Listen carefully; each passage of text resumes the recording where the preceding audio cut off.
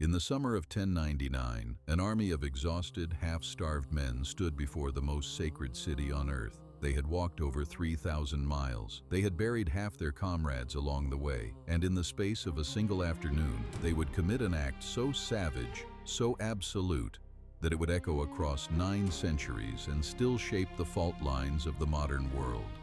The question is not what they did. The question is, what made them believe God wanted them to do it? To understand the siege of Jerusalem in 1099, you have to go back further, much further. You have to stand in a world where religion was not a private matter of the heart. It was the architecture of civilization itself. It was the reason armies marched, the reason kings obeyed, the reason ordinary men from the farms of France and the valleys of the Rhineland would sell everything they owned and walk into the unknown. By the late 11th century, the Christian world was fractured and anxious.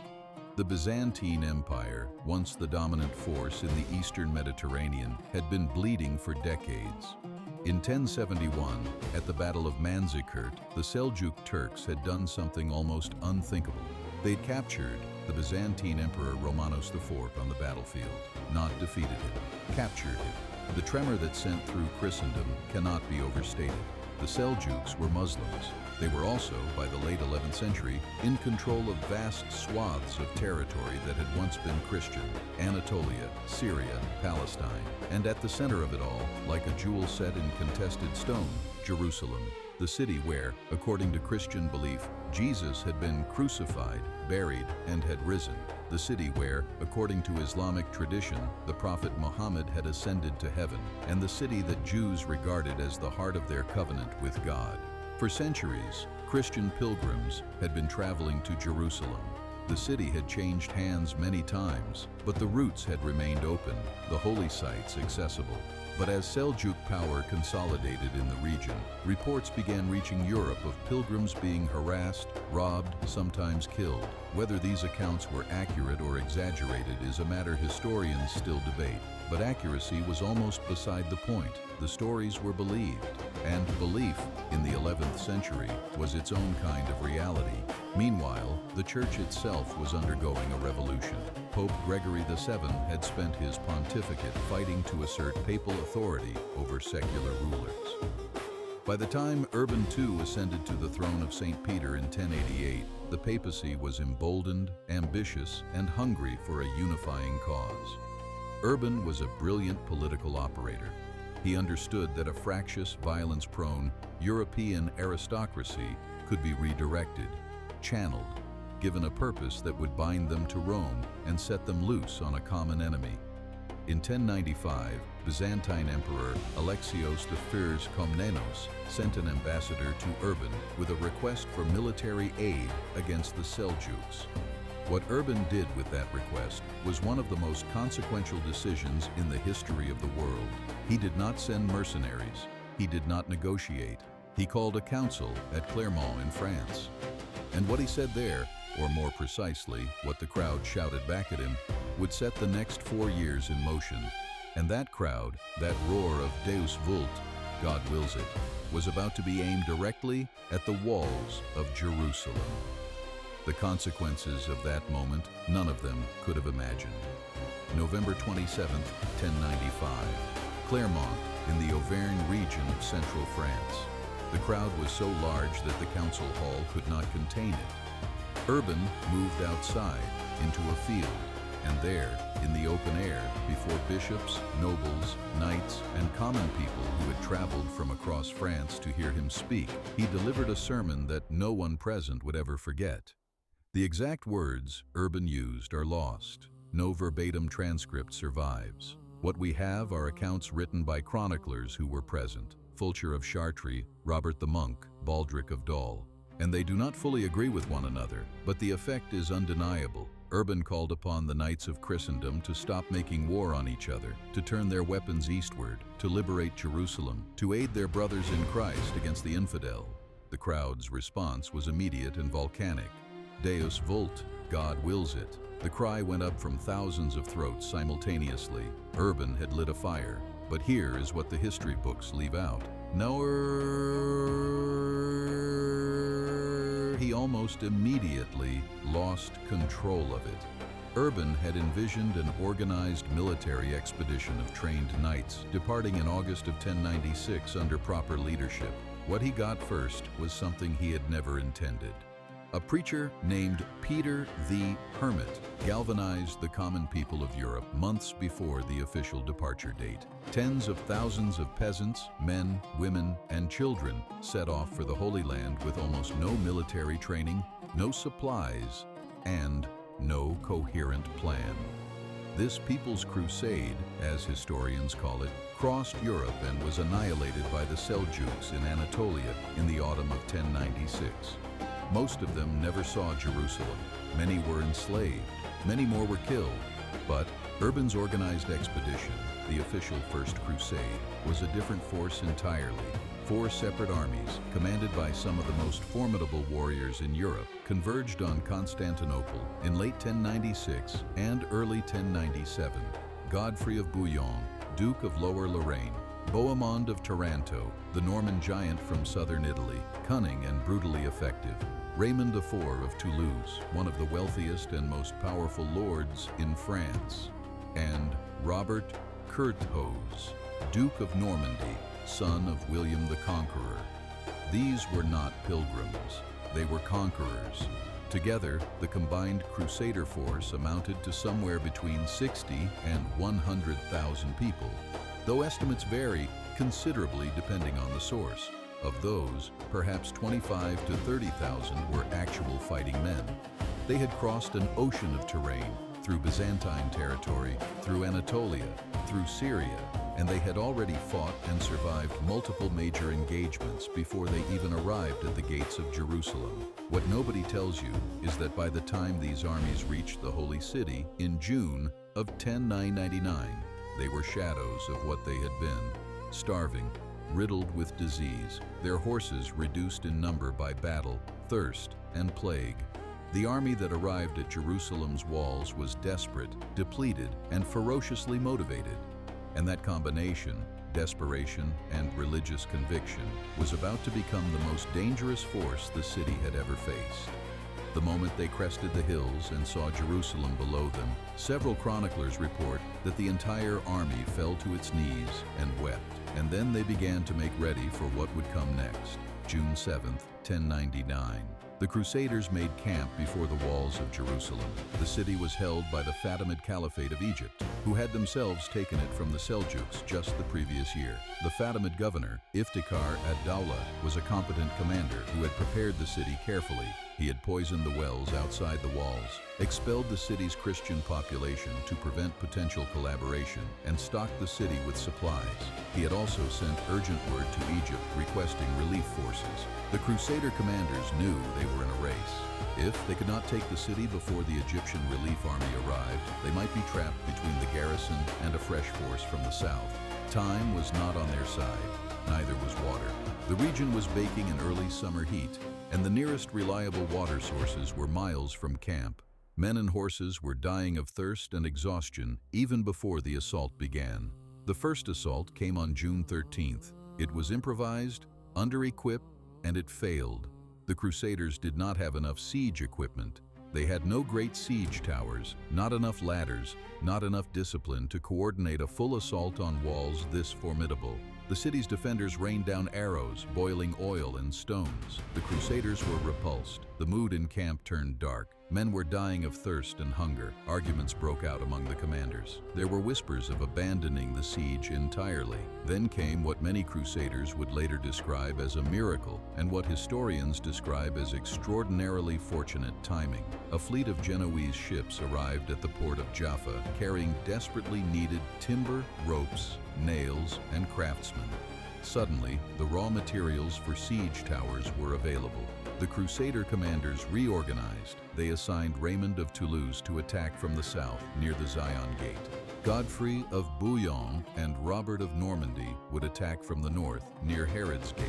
What happened next was an engineering achievement of the First Order, conducted under extreme physical hardship. The Crusaders had to drag timber from forests miles away, construct massive siege towers in the open, and then move those towers across terrain that the defenders had studded with sharpened stakes and obstacles. According to the chronicler Raymond of Aguilers, who was present, the men worked with an almost manic energy, driven by religious fervor and sheer survival instinct.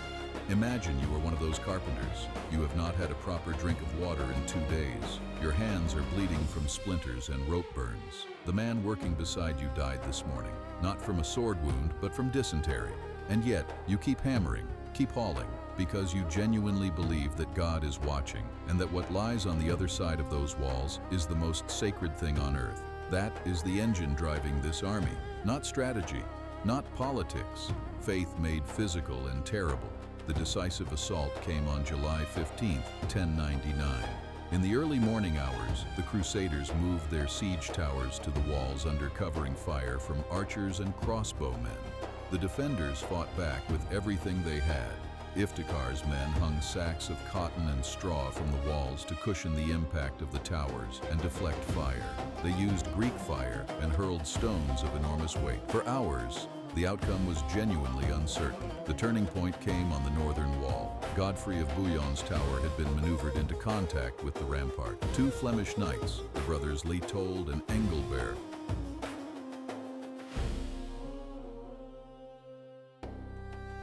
became the first to cross onto the walls. Within minutes, Crusader soldiers were pouring over the battlements. The gates were being forced from within, and Jerusalem, which had withstood countless sieges over millennia, was open. What followed was a massacre of staggering ferocity. The Crusaders swept through the streets, killing with a comprehensiveness that shocked even contemporaries who supported the crusade. But here is what the history books leave out. Not every account agrees on the scale. The chronicler Raymond of Aguilers wrote of blood reaching the bridles of horses in the Temple Mount. Modern historians, including John France and Thomas Asbridge, have treated this as rhetorical exaggeration. But even accounting for the hyperbole, the killing was catastrophic and indiscriminate. The Jewish population, who had fought alongside the Muslim defenders, reportedly took refuge in a synagogue. According to multiple accounts, it was set on fire with them inside. Iftikhar ad-Dawla himself negotiated a surrender with Raymond of Toulouse, was given safe conduct, and escaped with a small retinue to Ascalon. He was one of the very few who did. Within hours of the city's fall, the same men who had been killing in the streets were kneeling in the Church of the Holy Sepulchre, weeping. Fulcher of Chartres describes knights wading through blood to prostrate themselves before the shrine. It is perhaps the most disturbing paradox in all of medieval history, the simultaneous capacity for absolute violence and absolute devotion. And in that paradox lives the truth of what the First Crusade actually was. The Crusaders had their city. They believed God had delivered it to them. But what they could not yet know was that the very thing they had just done, the massacre, the desecration, the blood, had sealed a wound in the Islamic world that would not close for generations. The reconquest had already begun in the hearts of those who had survived. The chronicler Fulcher of Chartres was there. He was a priest, a chaplain, a man of God who had followed this army across 3,000 miles. And what he wrote about the aftermath of July 15th is unlike anything else in his account. He does not celebrate. He does not quite condemn. He describes the piles of heads, the hands, the feet. He writes of a city that smelled of death for days. And then, after a pause in his manuscript that feels like a breath held too long, he writes of going to pray. Among the defenders was a population that has largely been invisible in the Crusader chronicles, which were written by the victors. The Muslim and Jewish inhabitants of Jerusalem in 1099 were not abstractions. They were families, scholars, merchants.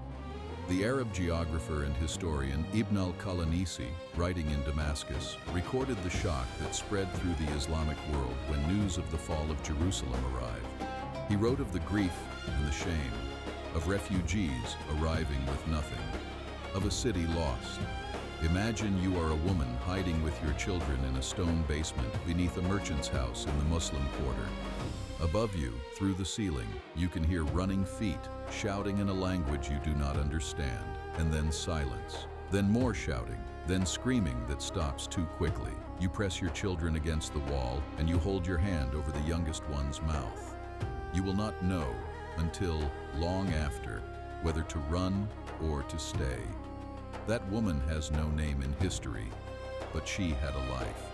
And what happened to her, whether she survived, whether she was taken, whether she was killed, was determined in the span of hours by the momentum of an army whose commanders had already lost control of their own soldiers. The Crusader commander Tancred of Hauteville, nephew of Bohemond, had promised protection to a group of Muslims who had taken refuge on the roof of the Al-Aqsa Mosque. He had given them his banner as a sign of safe conduct. According to Raymond of Aguilers and other sources, his soldiers killed them anyway. Tancred was reportedly furious, which tells us something important. Even within the Crusader army, there were those who understood that what was happening had crossed a line. There were moments of individual mercy, documented in scattered sources. Raymond of Toulouse, as mentioned, did honor his agreement with Iftikhar ad-Dawla. Some Crusader lords protected small groups of civilians, but these were exceptions swallowed by the general violence. The massacre lasted, by most accounts, through the rest of July 15th and into July 16th, until the streets had run out of those to kill. And then there is Raymond of Aguilers himself. He was there. He was a believer, a true believer. He wrote that what he witnessed was the judgment of God, the fulfillment of prophecy, the liberation of the holy city. He wept at the Holy Sepulchre. He believed every word he wrote, and that is perhaps the most disturbing fact of all. Not that monsters committed this act, but that ordinary men of genuine faith did, and went to bed that night believing they had done right. One name survives from the Jewish community of Jerusalem at this time, though its attribution is debated by historians. A rabbi known in some sources as Elijah, reportedly a leader of the Jewish defenders who died during the siege. His story, like so many others, ends abruptly in the records. A name, a role, and then silence. That silence is where the true cost of this siege lives, not in the statistics, not in the chronicles of the conquerors, but in the blank space where tens of thousands of lives once were. The Kingdom of Jerusalem was established almost immediately. On July 22, 1099, just 1 week after the massacre, the Crusader lords met to choose a ruler. Godfrey of Bouillon was offered the crown, and, in a gesture of piety that may or may not have been genuine, he refused to wear a crown of gold in the city where Christ had worn a crown of thorns. He took the title Advocate of the Holy Sepulchre instead. His brother Baldwin, who came after him, had no such scruples. He called himself king. The Kingdom of Jerusalem would survive for nearly a century, but what nobody tells you is that the massacre of 1099 made that kingdom's long-term survival almost impossible from the start. The Islamic world, which had been fractured and disunited before the Crusade, began slowly, painfully, to consolidate in response. The trauma of Jerusalem did not fade. It hardened. It became a rallying cry, and the man who would eventually answer it, Saladin, was not yet born when Godfrey knelt before the Holy Sepulchre. But the wound that made Saladin possible was made on July 15, 1099. In 1187, Saladin retook Jerusalem, and in a deliberate and documented act of historical contrast, he forbade massacre. Civilians were ransomed, the city's Christian inhabitants were given safe conduct, the Church of the Holy Sepulchre was left standing. Historians, including Jonathan Riley Smith and Karen Armstrong, have noted that Saladin was making a point. He was saying, in the most explicit way possible, that his conquest was not like theirs. The Crusades did not end with Jerusalem's recapture. They continued, in waves, for nearly 2 more centuries. There were 9 major crusades in total, depending on how you count them. None of them recaptured Jerusalem permanently. The last significant Crusader stronghold, Acre, fell in 1291. The dream of a permanent Christian presence in the Holy Land collapsed, and the word crusade entered the languages of the world as a term with meanings that have never stopped accumulating. The legacy of the Siege of Jerusalem in 1099 is not simple, and anyone who tells you it is has not reckoned seriously with the history. It launched the crusading movement that would, in its various iterations, also produce the massacres of the Rhineland Jews in 1096, the sack of Constantinople in 1204, the Spanish Inquisition, and political frameworks that shaped European identity for centuries. It also produced extraordinary cultural exchange, the transmission of Greek philosophy back to the West through Arabic scholarship, the birth of the military orders, the Knights Templar, the Hospitallers, institutions that remade European civilization. What we're left with, 9 centuries later, is a moment that refuses to stay in the past. The language of crusade is still used by political leaders, by extremist movements, by those who seek to frame modern conflicts in the vocabulary of holy war. The city of Jerusalem itself remains, to this day, the most contested piece of real estate on earth. The exact same walls, the exact same hills, the exact same impossible question of who it belongs to and what God says about it. On July 15, 1099, an army of exhausted, starving men wept at the feet of the Holy Sepulchre and believed they had done God's work, and the world that moment created is still very much the world we live in. The Siege of Jerusalem was not just a medieval event, it was a hinge, a before and after, a wound opened so deeply that the world has never fully decided whether it wants to close it or keep it open. The question those men asked, whose city is this? Whose God is sovereign here? Has never been answered. Not really. Not yet.